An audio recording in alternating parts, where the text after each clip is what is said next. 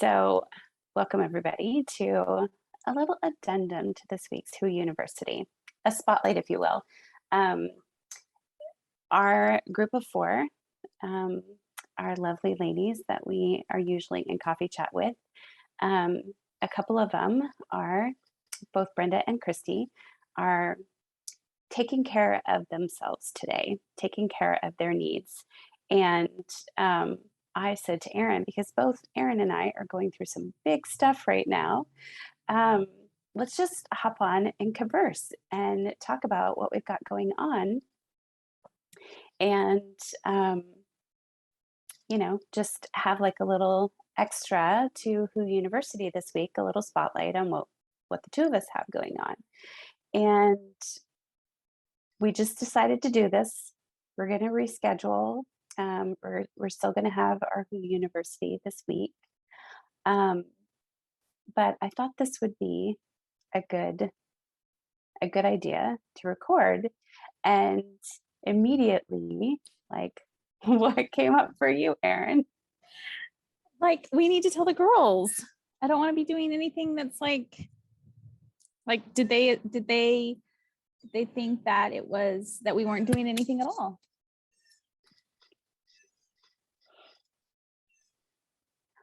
Does that, oh, well, let me ask you this. Like, is this something you want to talk about? Yeah, I mean, we can talk about it. I also want to talk about all the things that we're like kind of up leveling on right now. So, I mean, we can do whatever let's see how it evolves. Like, let's drop in the two of us. And it's been a few days since we've had a chance to really converse. So just like, let's take a couple of breaths together and just be really present in this moment.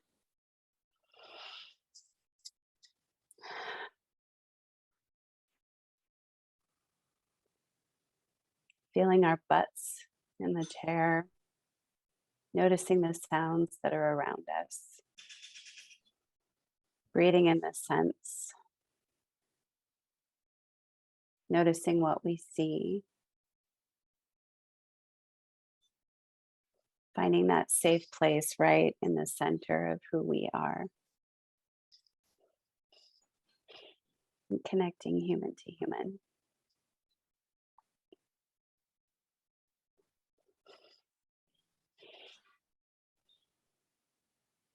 So you're in a new place. Yes, not far. This was the closest. Jason said when we moved, he's like, this is going to be the easiest move. It's the closest move. It literally was like 10 minutes down the road. Final place. So what has the last couple of months been like for you?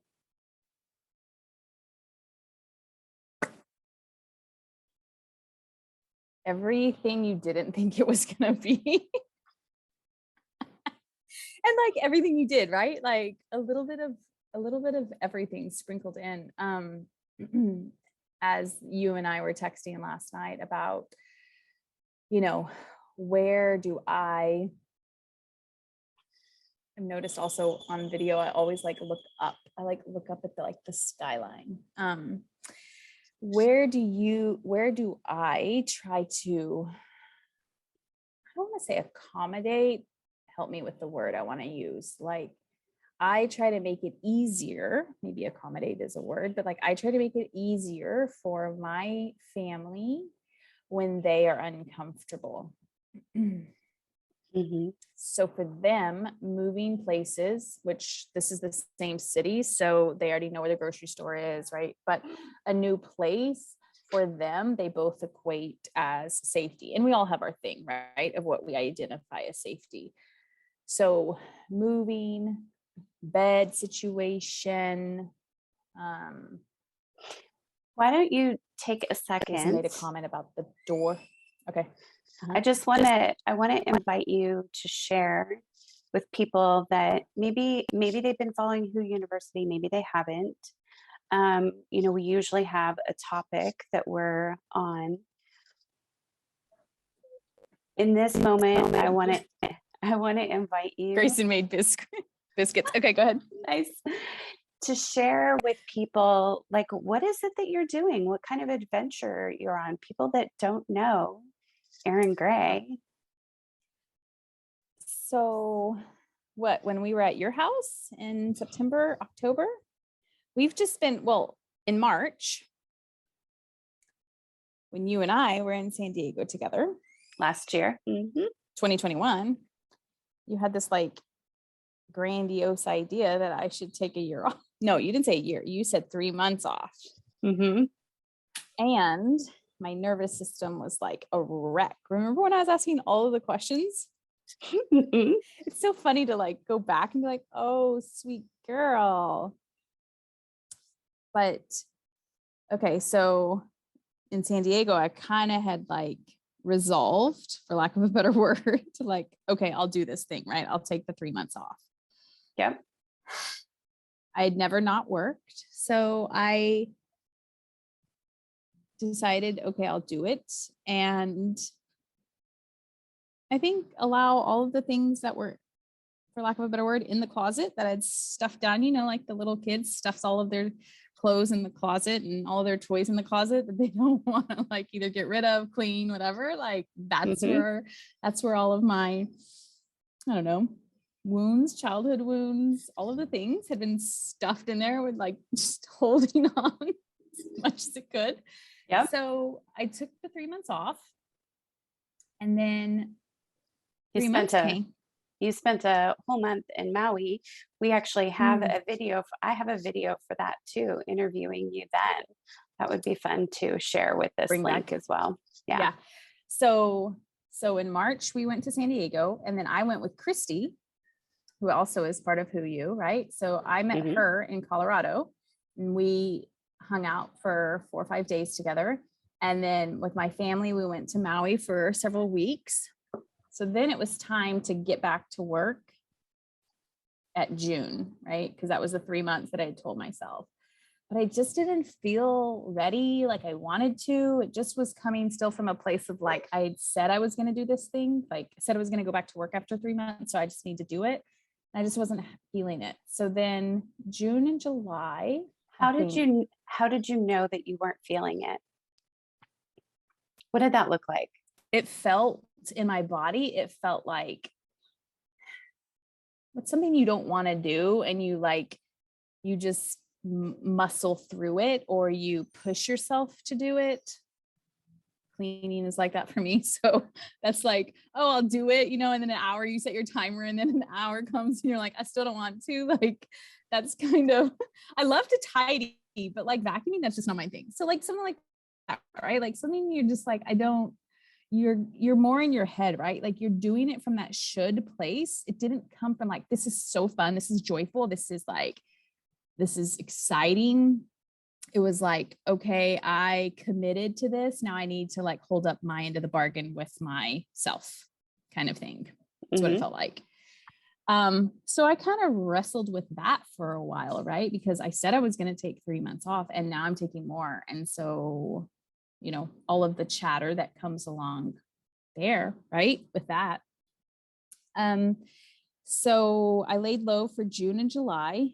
Meanwhile, me and my family were talking about like, okay, selling both our rental house and our current house and just traveling. And our anchor has been our dog. So that's kind of always been in the background, which hindsight 2020, Jason and I were just talking about this today. I'm like, of course, right? Like, of course it's supposed to be like this. So of course he wasn't supposed to sell his tools. Of course, like all of the things. So then in August, right, I met you and Christy and Brenda in Utah.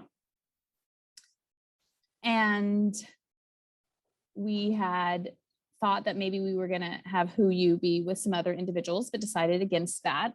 Or I had decided I would, wanted to go a different direction. So there was that. And then we decided to go, try the RV thing for a little bit, a couple of weeks, 2 or 3 weeks. Just like, that was a hot minute. That was like, the RV lasted 3 weeks, but we slept in it for 3 nights.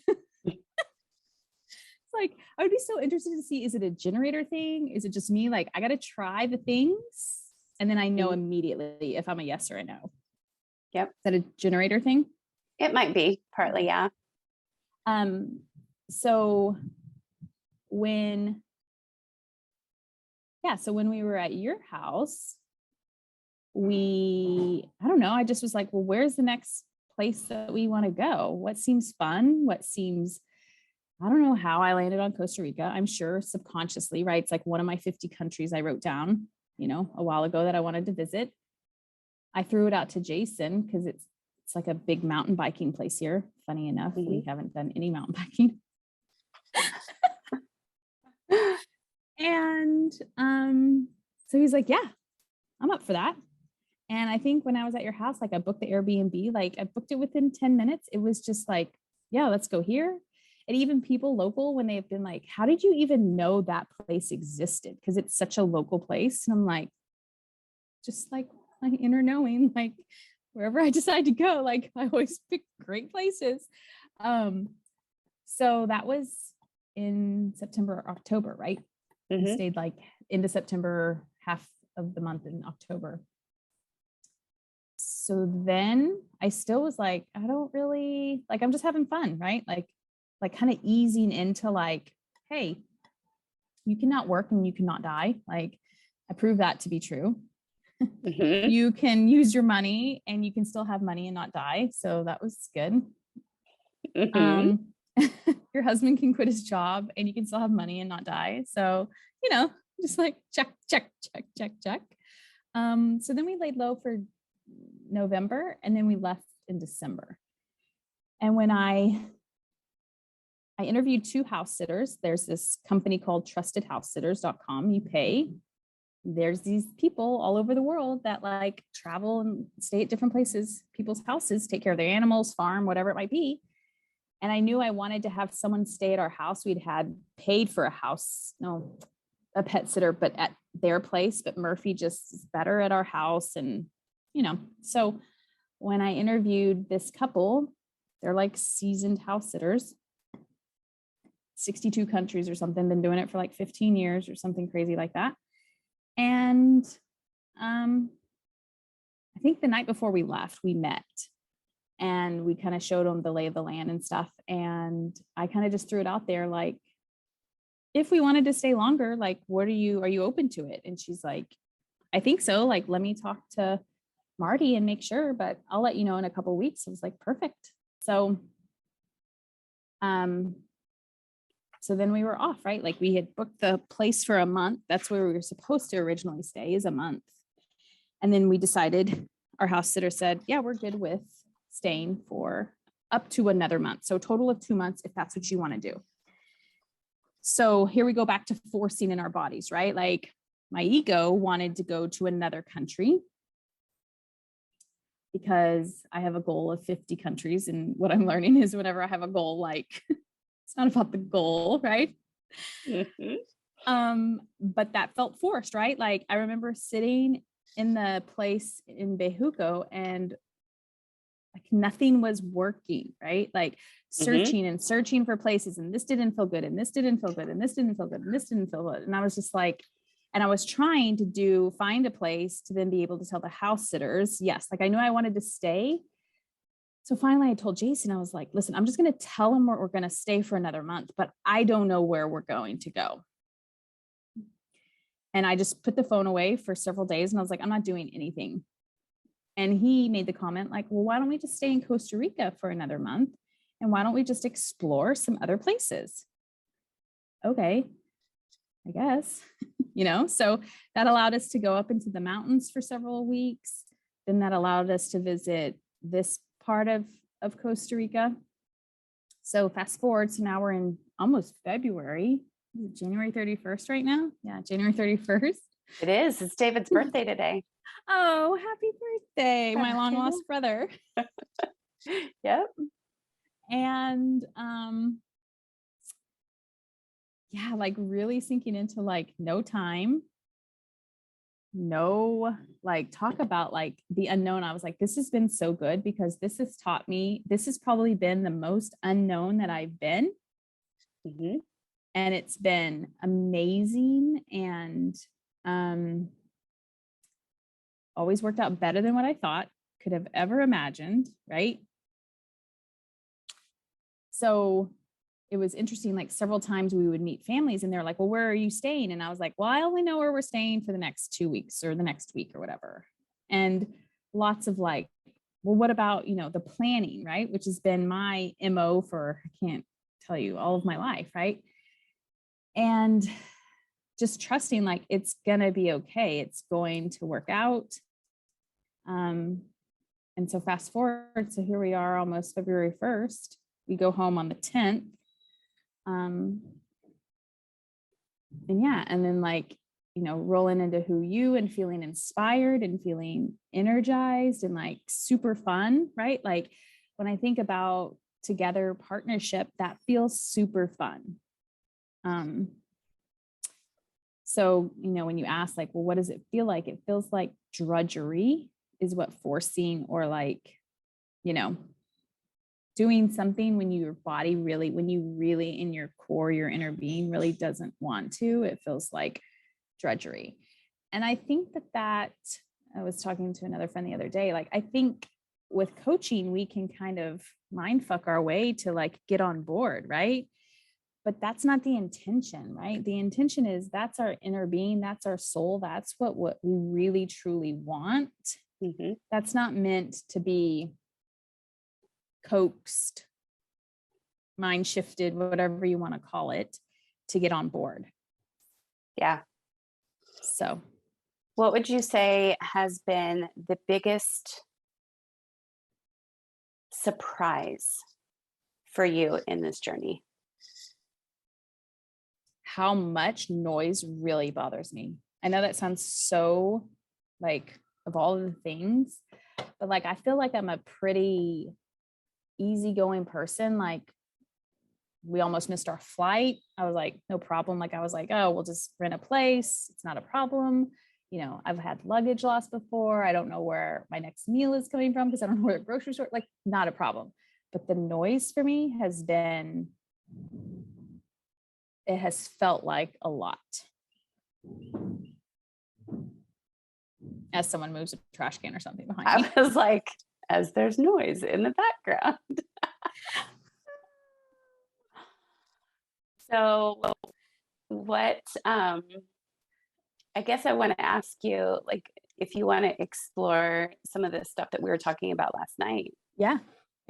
Ask me questions so I can respond. Right. What are you, like, we're always looking at our relationships. We grow through our relationships, especially if we have a line 4, 5, or 6 in our profile.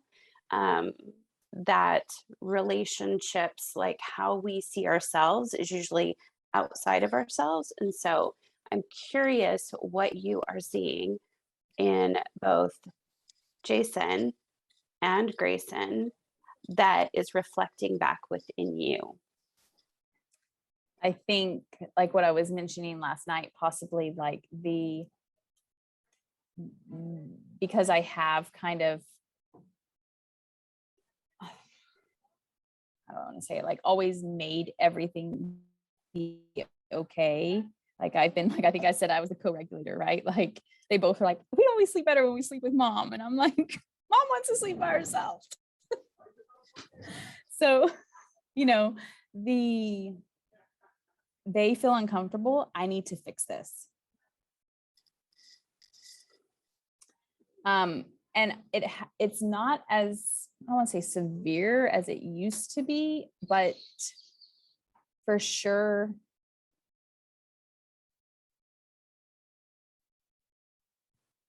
noticing when, like if Jason hasn't slept well for a couple of nights, right? Like, okay, well, what do we need to do? And, versus like, it's okay, he'll figure it out. It's not a problem. Those types of things, or bodily functions, right? Going to the bathroom, like noticing when he isn't regular, not that I do anything, right? But like, there's a reason why he's not. What do I need to do to help him feel safe? And what did people do for you when you were having difficulty sleeping or having bathroom issues. You're like, not a goddamn thing. Which is probably where some of my, like, some of my, I wouldn't say anger, because that feels really strong, but like maybe some of my frustration comes from, right? Like, I got to figure it out. I have to, in the past and even currently now, right? Like, when the last house we stayed at, it's like you can do anything once, right? Like, it was super pretty house. It was like disconnected rooms. Kind of, it looked like a Balinese house, right? Like, so you had one room was like your master, an outdoor shower and everything, and then another room, and then, well, one part of the house, if you want to call it that, had a room, and then another room, and then the bathroom, and then the other master with its bathroom, and then the living room and the kitchen was in another, right? So complete little individual houses, right? But you're in the jungle, literally, like they mowed down stuff, and there's lots of bugs that live there, right? Mhm. So here mom is like figuring it out, right? I don't necessarily like a whole bunch of bugs, especially when I'm sleeping. Like, that doesn't, but you could tell like they hadn't done any maintenance and there was no seals, right? Like for the doors, like it's completely open, like it's meant to just have the breeze. But we kind of are an AC family at nighttime. And so, there's bugs, and how Grayson is uncomfortable and Jason's uncomfortable. So here I am trying to accommodate or help or, take care of the bug issue, versus me being and learning how to be comfortable when everyone else is uncomfortable. I mean, I was uncomfortable too. Like, I don't really like the bugs, right? And Right. I mean, this is where we're at. I mean, I guess we could go rent another place, but like, sometimes I think like that's the easy thing, right? To just go rent another place. Like, where's the growth? And what's so funny, like the fourth or fifth night, like as we're about to check out, maybe we had a couple nights left, Jason's like, I love this place. Just like, what are you talking about? Like, it takes me a couple of days to like get used to everything, but like the bug thing's fine now. We took care of that and I like it here.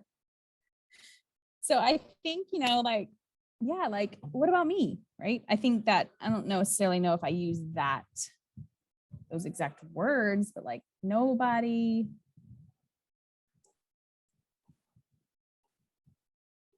Mom has to figure out how to like regulate herself, And it's almost, here's what it is. It's almost like mom's okay. And this is what it was like when I used to work for my dad. Erin's okay, so she can take care of everybody else, right? Like, you kind of put up that strong front, right? Like, my dad used to say, like, well, we knew things were bad when you would cry because you never cry. So like that hard shell, right? Like, there's no place for me to break down because everyone else is breaking down. It's interesting that, we've talked before about you being power and David being power and me being love, and Brenda is power and Christy is also love, in that dynamic of like what we're a little bit stronger in one versus the other. And noticing that those somewhat mirror the attachment theory that was done years ago. And I'm the woman who did the study, her name is escaping me, please forgive me. But with the attachment theory, in the one, it's like the message to the child is, you're okay, Yep. but I'm I'm not. Yep. And so that's when, we've talked about, like, my husband, he had really young parents and he was the oldest kid of two. He was the one who had to be responsible and take care of things. And I think oftentimes there was this message that you're okay, you're strong, you can handle it. you can handle it. But that really doesn't leave any capacity for that child that just needs to be, loved and embraced and know that it's okay. So what kind of practices, or have you played with the idea of what kind of practices you want to incorporate to love and nurture that part of you that feels like I have to be strong for everybody else. Yeah. First of all, David is my brother from another mother. I mean, let's just be honest here.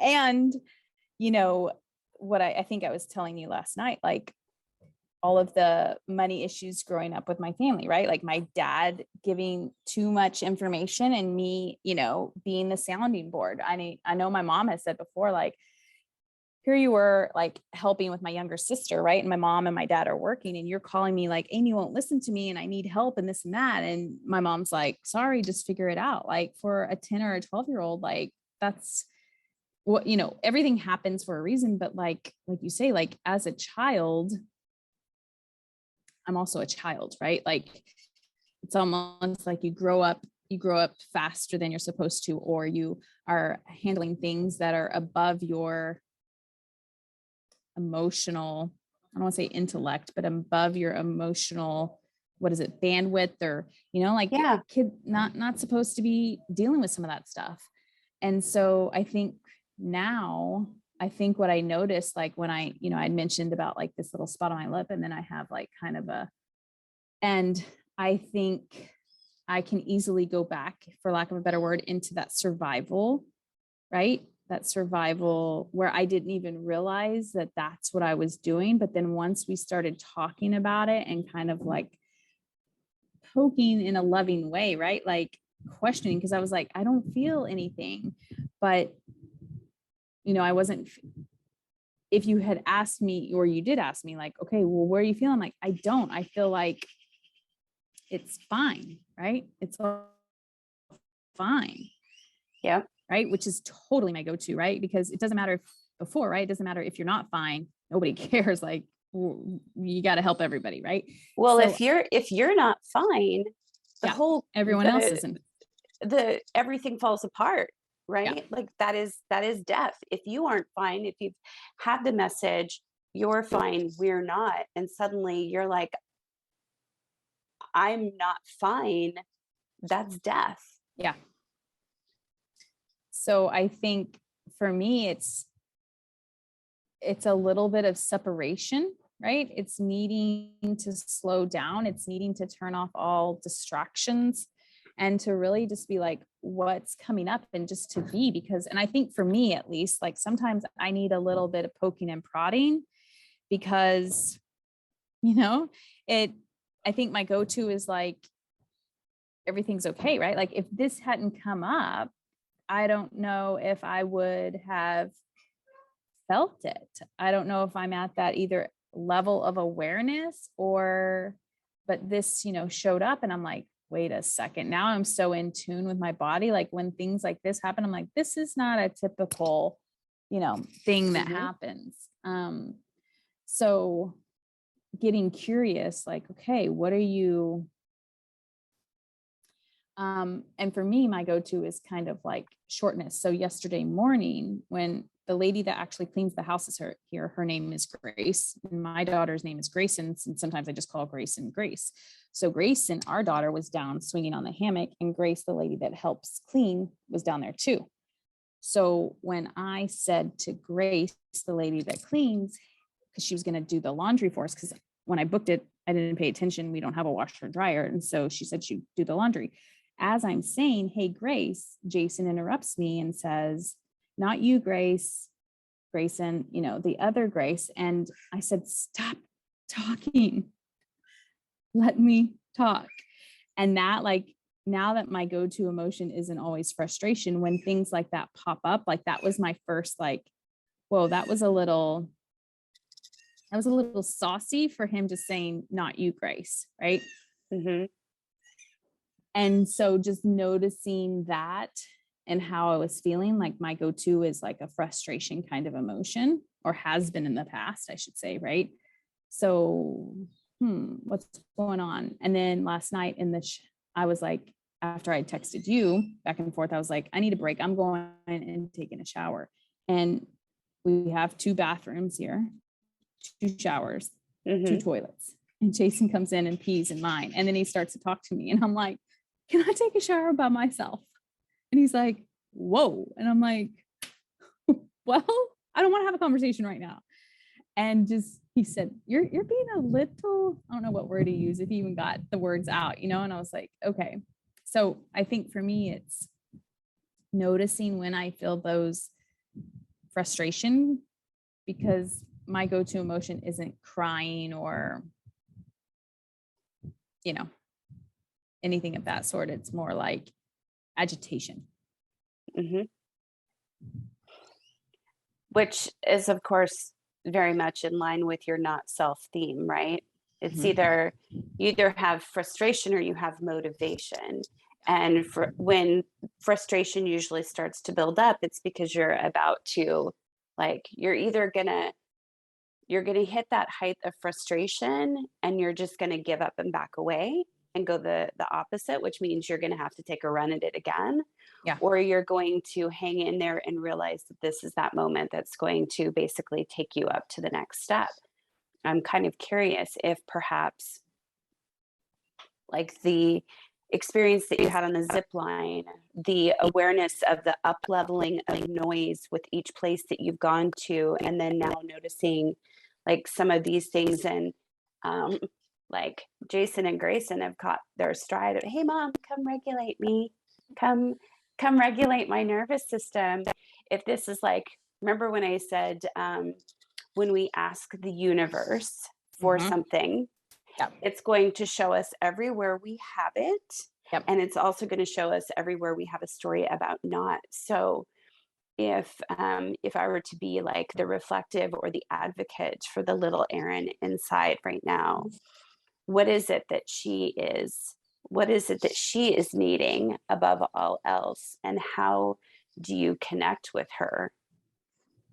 Yeah, I think it's time alone, right? Like I think it's time alone or time to just be, you know, as you all know, or we've talked about before, both my spouse and my child are Manny Gens, right? And so Mhm.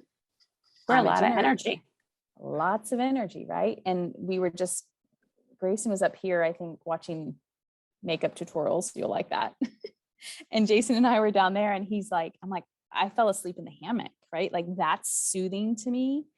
He doesn't want to do those things. And recognizing and speaking up for myself, right? Like, well, if you guys want to go, you want to work out in the hot sun right now, and Grayson, you want to do this, I don't want to do anything. I just want to lay here. And there's been times too, I think, where I wanted to go surf and practice paddling in the afternoon, noticing where I compromise or where I like choose to take a back seat. And, you know, either they're like, I don't really want to go. And so I don't go. Right. But that's time alone, time by myself. Um, and so advocating for like what I want, like I like quietness, I like stillness, you know, and so allowing and giving myself, like little Erin, that opportunity to have that. Um, and that's okay that my family may not want that, and that's okay. That even goes back to like at the very beginning, um, even before we started recording, and you were like, shouldn't we tell the girls that this is what we're gonna do because they're both not feeling up to this today? And it's like that, um, it's almost like this loop of I'm worried about leaving something out, aka like my family or my friends, Mm-hmm. and I am in that moment leaving myself out, leaving my Yeah. own needs out. Mm-hmm. I think because that little girl who was left out, right? That 10-year-old little girl that was left out never wants anyone to feel left out. And like you say, and then we bypass our own desires and wants, right? To try to accommodate or, you know, I don't know what word I want to use, but you know, for others. So what, um, like not skipping over the experience of the noise and the need for your own reflective time, what what feeling do you think you want to create? Because obviously you've practiced. What would you say? Let me ask it this way. What would you say you've been practicing with regard to your safety and your needs? What has been the past programming? Like my unconscious has been panic and fear and tense and scared. I mean, those are all basically the same, right? But like not trusting and fear of uncertainty and those types of things. That's what I've practiced all of my life. What I've been probably practicing, what I feel like I have been over the last 9 months, 10 months, however we are since being off, is like ease and fun. Fun and joy, I kind of are, the same. Like rolling, going with the flow, like that. So when you talk about the noise, I think what I would describe as my emotion has been is like draining, tiresome, like, and what do I want to practice? Like just ease and flow, like it passes, right? Like my brain wants to go to like, you're on a dirt road and it's constantly bumpy. So it's also that like vibration of your body, being jostled, right? And then, we have a car. So, but like it's super dusty because of the roads. And then you have the motorcycles and the ATVs. And then depending on where we are, you might have a barking dog, which we all know barking dogs are like my thing, right? And then you have the barking dogs. And then you have like just Why do you lots think of people. why do you think barking dogs is a big trigger? Did you have a dog as a kid? I was talking to, oh, this is good. I was talking with Brenda the other night about this. Okay, so there's two things. My first is like they're not paying attention to their dog, which then rolls into, I don't know if I've ever shared this story with you, but do you know that I had a dog that drowned? No. And our other dog barked the entire time. And my mom was on the phone. And it was during winter. And I don't know if we didn't go out there. And so that dog, Sophie, was barking for Lulu to alert us, right? And we never went outside. And so there's for sure probably like that, in there. That sounds like a significant trauma. Yeah. Dude. Yeah. I mean, that is like, who's not paying attention? Who's not listening to this alert, alert, alert? No wonder you've been hyper vigilant about sounds and noises, because you're like, perhaps I missed the sign. Oh, for sure. And she was my dog, right? Yeah. And like I said, I was in third grade. I don't remember how long, but I know Sophie barked for a long time and my mom was on the phone. And I think I'll have to ask my mom, but I'm sure it probably was like the dog's barking, stop barking, Sophie, right? Versus hang on, pause, whoever I'm talking to, let's go find out what is happening out here. Yeah. And so then obviously that ties in with like, if you have a barking dog, I think people aren't paying attention to their dogs. Like, how can you we have a neighbor that we currently live next to, right? And the dog barks when she's sitting on the patio. And I'm like, how can you sit there and listen to your barking dog? Like, I don't think, our dog barks when you try to ring a doorbell, or like there's a reason dogs bark. So why are we not paying attention and being like, hey, buddy, what's happening? And of course the barking just from that constant noise, it's like, doesn't that annoy you? You're sitting 5 feet away from them. So yeah, now that you bring it up, yeah, that's probably, Yeah. So what would you do for little Erin that feels like, well, how does she feel about what happened? Have you ever had the opportunity to ask yeah, to go back. I know I felt really sad. Like I remember the next day I went to school and some of the people had like drawn a picture. I think they did it lovingly, like, sorry about your dog, but it was just like, they had drawn a picture. And I remember crying, like, like when something happens and it's so close to it having happened, like you're just like your floodgates, right? Like I think they were trying to be Yeah. kind and loving, but like I just couldn't. Um, I think I don't think now, but I'm sure little Aaron probably felt like guilty, right? Like it's not my mom's fault. Like I'm sure my dad was at work, but like there was 3 other children, me including, right? My brother and my sister, like we were all in the house. Like we didn't go out and check. Um, and I think like my mind probably goes to like, what was she? She was like a little toy poodle. So she literally, like, the wind blew her in the pool, right? Like what was her little mind, whatever we want to believe about dogs and their brains, but like, what was she thinking? Like here her companion is, right? Sophie, the other big dog, is barking for her. Yeah, probably guilt. Like I should have, what was I doing that I didn't think was important to go check on Lulu? Yeah. So, you know what that makes me think? I'm like, you think a lot of things. Where are you going? Compassion. Oh yeah, for sure. Compassion Sure. for thinking that so I have a similar story for me. Um, my dog Amanda. So it's Mhm. kind of interesting. I love how if you look at our charts, at least our golden path is the mirror of each other, right? So I have a dog story too. Um, when I was like 9 or 10 years old, I can't remember exactly how old I was, but somewhere around that. I really wanted a dog of my own. We'd always had toy poodles growing up.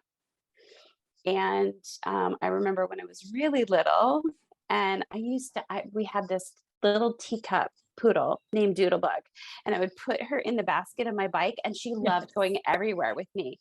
Well, one day she jumped out of the basket and she hit her head on the cement. And I always felt like it was my fault, like I was responsible if I hadn't put her in the basket. So then, fast forward a few years when we got Amanda. So Amanda was a breeder poodle. She was a toy poodle, and um, she had been basically conditioned not to bark.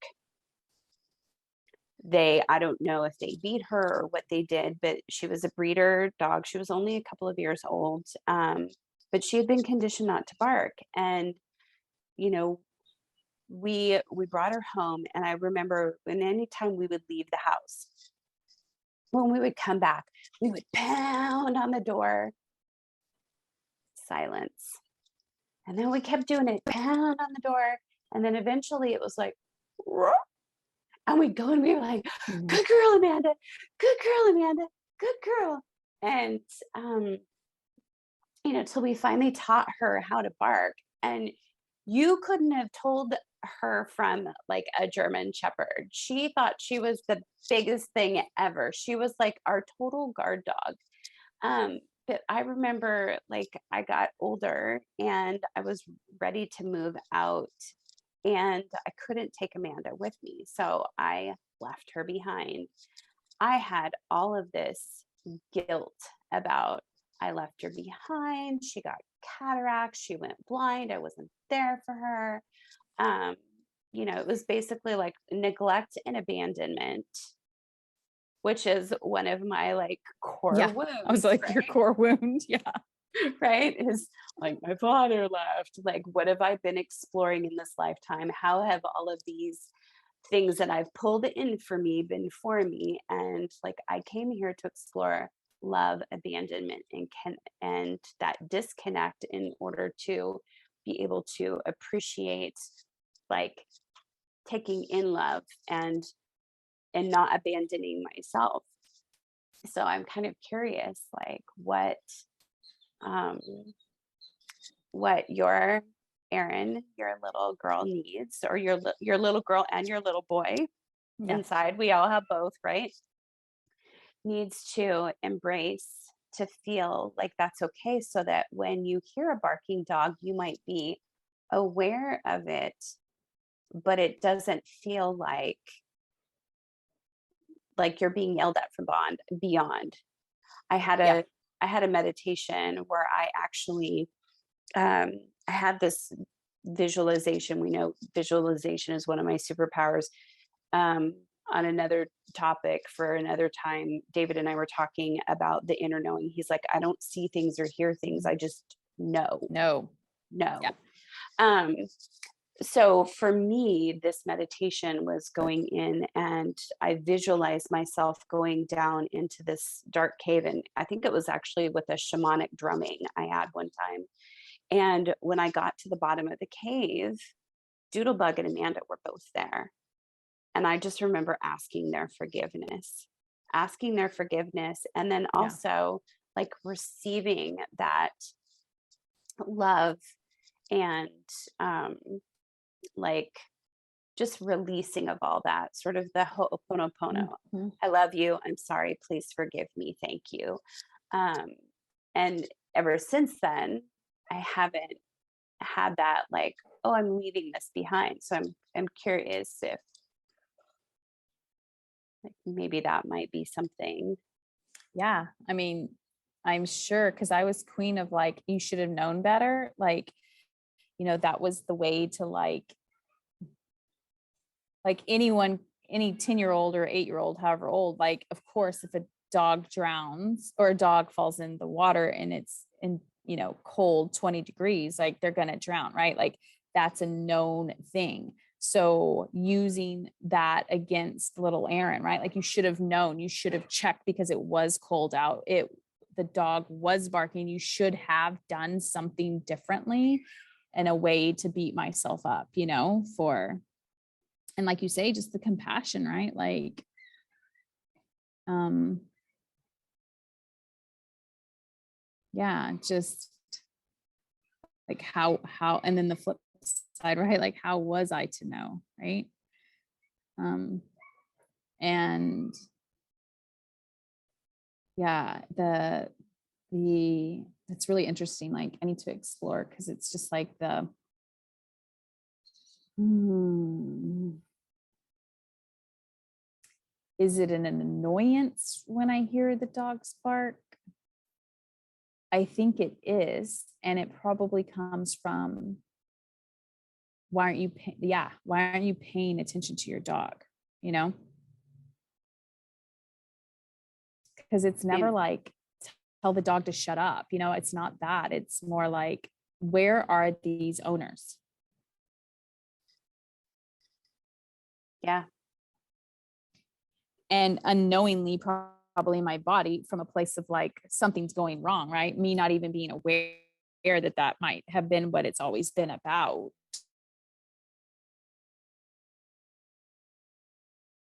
Um, but it's almost like an annoyance of the dog owner to like, where are you? What are you doing? Kind of thing. why are you paying attention? Yeah. Why aren't you Which paying attention? also, which also then hooks you in. I think perhaps these might be related. When your husband or your daughter says, we don't like, there's a problem. Yeah. We need, we don't like, I'm having trouble with my body, or I'm feeling this way.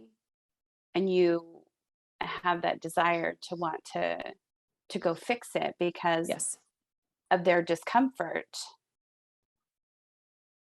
But then when we do that, but we're not taking care of our own discomfort, or Mm-hmm. not being able to, find a way to self soothe, then we're basically like, what do we want to teach the body? Yeah.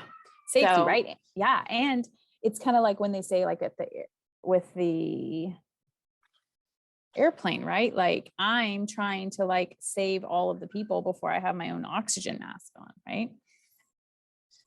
And going back to compassion, and of course I would be doing that because that's what I had to do when I was younger. That was the programming that your Yeah. body received. Yeah. Take care of everybody else first. Yes. Yeah.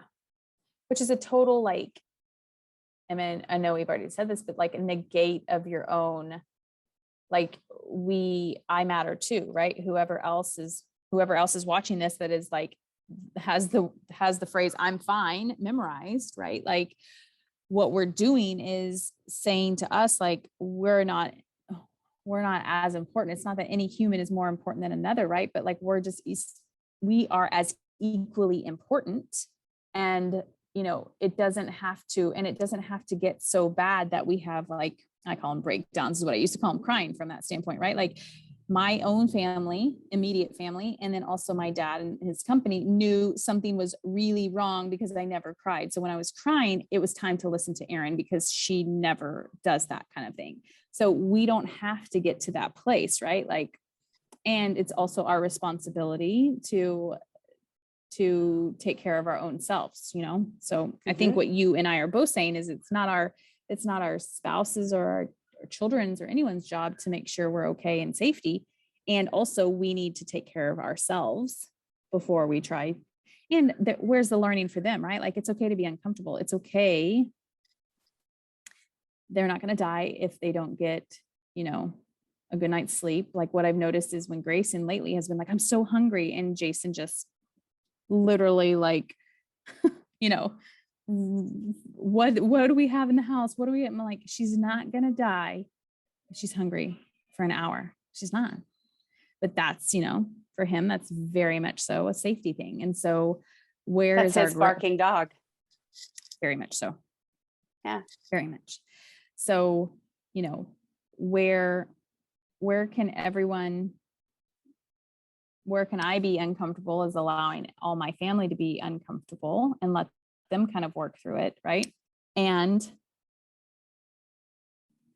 in me being uncomfortable, I get to see, what, it's okay. Right. Like even that other house, he was like, that first night he was texting me because he was sleeping in a different bed because Grayson wanted to sleep with me. Right. So he's texting me and just realizing. And then the next day he's like, I just needed like him getting to have that awareness, right? Like it's a new place. It's a new food, finding food. It's all of these things added up. Right.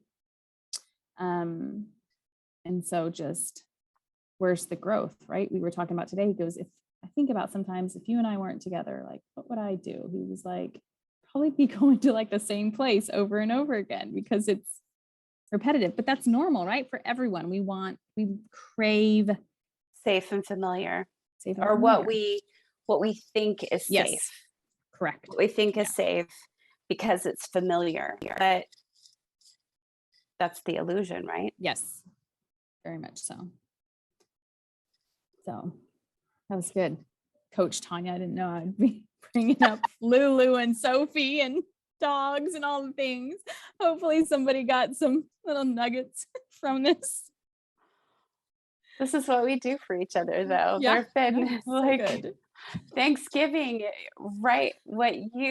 So this beautiful woman sitting across from me right now came and spent Thanksgiving week with me. As I was sort of at the onset of this journey that we're on right now, you came and sat with me for a week during Thanksgiving by yourself, away from your family, and spent 20 minutes going through a shed, which was just like, boom. And then 2 hours going through a drawer and a half in my bedroom, like to help me to be my safe space, like the nurturing place for me to explore what I was at the very beginning of creating for me, right? Um, what I'm experiencing right now is cleaning out a house that I've lived in for 24 years and um, being emotionally ready to just let all of this stuff go for an unencumbered life, for that freedom that I have been seeking. You also just held me while I cried Mhm. when I had the realization that the reason I had saved so much of this was because there was a part of me that thought, oh, I'm going to go back to being that person. And because that person was familiar, but that's not who I wanted to be. I didn't want to be um, in a body that was created for somebody else to meet somebody else's standard or criteria or judgment or thought or belief about who I needed to be. So, like, you were here in that moment for me Yeah. when I realized, I'm like, no, fuck all of that. I am creating a body that is mine for me, that is out of unconditional love. So this is what we do for each Yeah. other. I mean, Yeah. ultimately, we always are only responsible for ourselves. Yes. The only person that we can reparent, like we have the responsibility and the duty to reparent ourselves. Yep. Um, like Gabor Mate talks about, your wounding isn't your fault, but it is your responsibility, right? Yep. Um, and then I kind of take that to an even more expanded level. Like, how is this happening for me? Why did I Mhm. create this? For the experience of healing it and knowing both sides of it, right? So, like, I love how we work together in Mhm. relationship. And I think that that is a lot of what the world is coming to right now. We've all seen ourselves as these individuals. People are Mhm. doing things to us. And when we start to take ownership and embrace healing our own wounds, and we do that through relationship, Mhm. um, Mhm. then that just brings us even closer together, bringing us towards that space of unity, of realizing that we are all one. We are all connected, and we're either learning from each other or we're fighting against each other, Yeah. right? Yeah. I think the world wants to separate, but we're all the same, right? Like Doesn't matter we're the all the color same. of my skin, the gender you might look at me and think that I am. None of that really matters. Like, we're all connected. Um, we're all the same. We're all made of mostly water and energy, Yeah. which And we all want neither. the same, right? Like we all Mhm. really want love and connection and belonging. Like that's what we really want. And acceptance. Yes, and acceptance for sure. Yeah, just to be accepted for who we are. Mhm. As as I've heard it said many times by Karen Curry Parker, we are all a once in a lifetime cosmic event, Mhm. and we're all meant to be co-creating together the Mhm. evolution of of of humankind, of Mhm. Gaia, of everything, right? Mhm. But I love our This is a good one. conversations so much. So It's a much. good little one. Yeah. Yeah. Yeah. Okay. Until we'll be And like, this is like the one off until next time. yes, until next time, I Bye. love you.